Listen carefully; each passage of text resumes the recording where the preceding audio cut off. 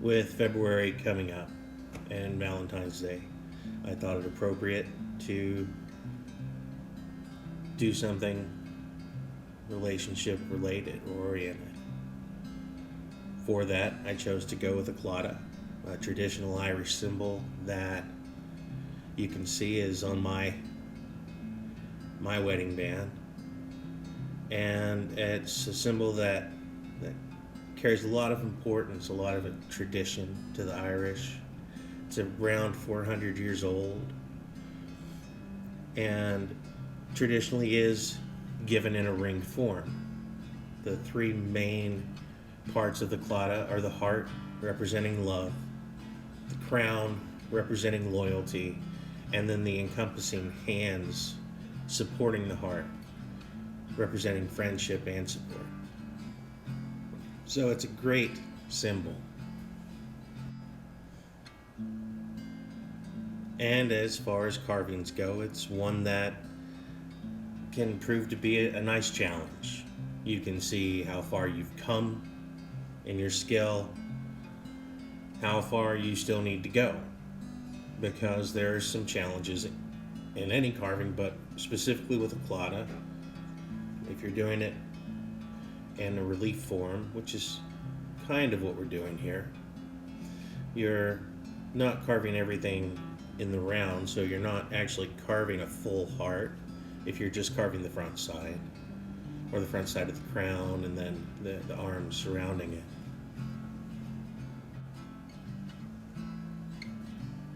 The challenge is, in any relief carving, is giving the impression of.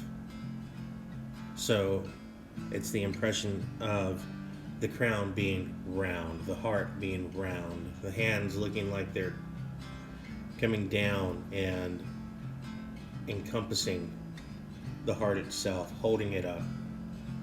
The drawing that you see that's on there is a freehand drawing, so I didn't use a template. Like doing the freehand for the claddagh, it's not something at this point I feel like I need a template for. So the challenge is making everything look like it's supposed to. And we'll see as we get closer to the hands that even now there's still a lot that you can learn, and I'll prove that here shortly. But for the moment, we're going to stick with where we are, Brian, so don't go ahead of yourself. Basically what I'm doing is I'm establishing a lot of stop cuts and doing rounding.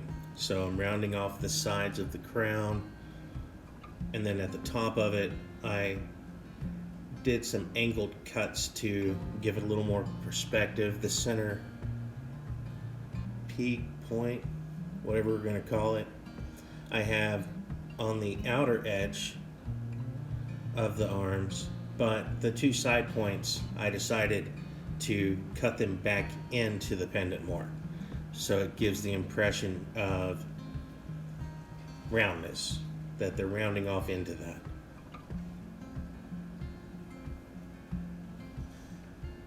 I did also decide that I wanted to carve the back as well.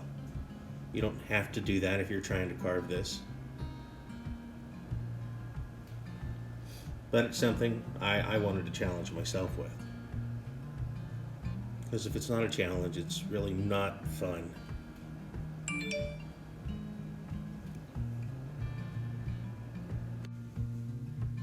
Outside of the design, the carving is a challenge in another aspect, where the material I chose, in this case I chose dogwood.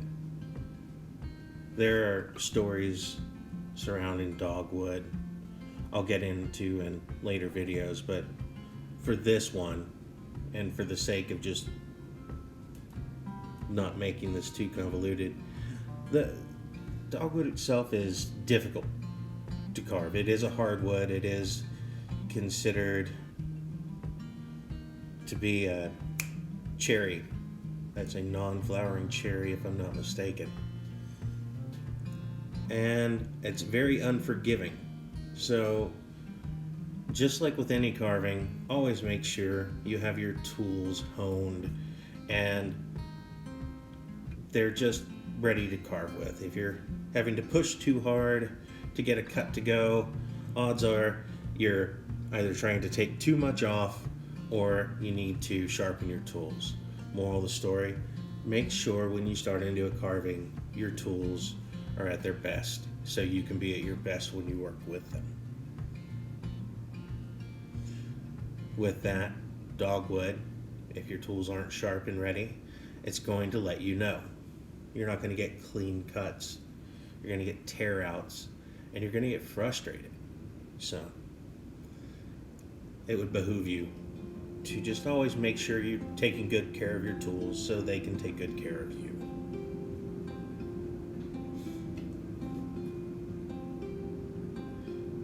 At this point, I've used 2 knives. Both are small detail knives. The shavings that are coming off of this piece are also very small. They almost look like they're pencil shavings if you were trying to sharpen a pencil. Nothing large. Why? 2 reasons. 1, small carving. 2, hardwood. Small carvings, hardwood, you're not going to take a big bite out of it. You're going to take small bites until you get it to where you need it to be. In addition to those 2 knives, though, I did use 1 palm tool as a V-tool or veining tool, and that was to help split the fingers, establish the separation between them. As much as I like using the knives and I have confidence in my abilities with the knives, I also know when it comes to carving fingers, for me personally, I'm going to go to a V-tool almost every time, because if it's a small pendant, I know I'm going to like the way it makes those cuts, establishing the separation between the fingers. I said earlier that the hands were going to show where I still had room for improvement. Initially, I tried to carve out and establish each individual finger just using the knives. I got frustrated with that real quick. So I roughed it out more, cleaned up those cuts, went back with the V-tool, and I was a lot happier with the results.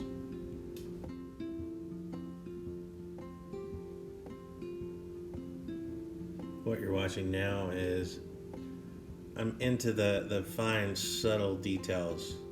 So the little undercuts that make it look like the fingers are on top of and going around the heart, versus when you were seeing it as a flat drawing. That as a flat drawing is not actually doing that, so we're trying to give the perspective of the fingers going down and around, and it's accomplished with a lot of subtlety. So that's where the practice comes in. That's also why this is a carving that I like to go back and do multiple times. It's not one that I'll complain about having to do 2 or 3 of, because for myself, each one is a learning experience. And because I freehand the Claddagh, it's one that you can really personalize how you create your final design.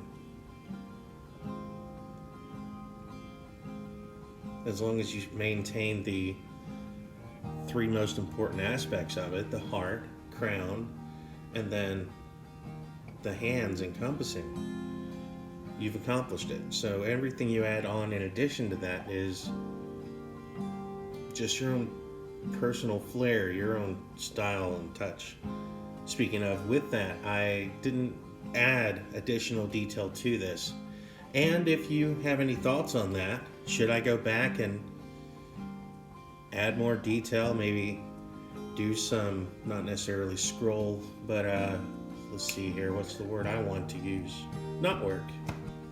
Celtic knotwork on the arms going around. Is that something I should go back and add to this? Should I leave it as is? Should I add more detail to the crown? The main goal is establishing the differences between the hands, heart, and crown. So once that's done, do you want to go back and keep going? And I guess that gets to another point with carving.